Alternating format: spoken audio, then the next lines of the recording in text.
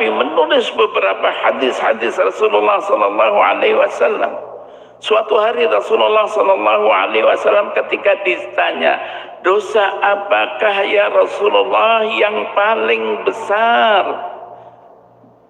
Ya Rasulullah, dosa apa yang paling besar? Beliau menjawab, anta ja'ala lillahi niddan wa huwa khalaq. Kamu menjadikan bagi Allah sekutu. Allah kan yang menjadikan kamu. Kenapa kamu menyekutukan Allah? Syirik. Qala thumma ayyan. Kemudian apalagi ya Rasulullah selain itu? An taqtula waladaka khasyata ayyut'ima ma'ak. Yaitu kamu membunuh anakmu karena takut dia makan bersama kamu. Jangan. Malah tumba'ayun.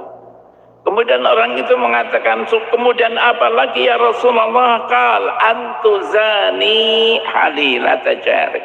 Yaitu kamu berzina dengan istri tetanggamu. Kamu berzina. Dosa besar. Dosa besar di sini pertama tadi syirik. Sudah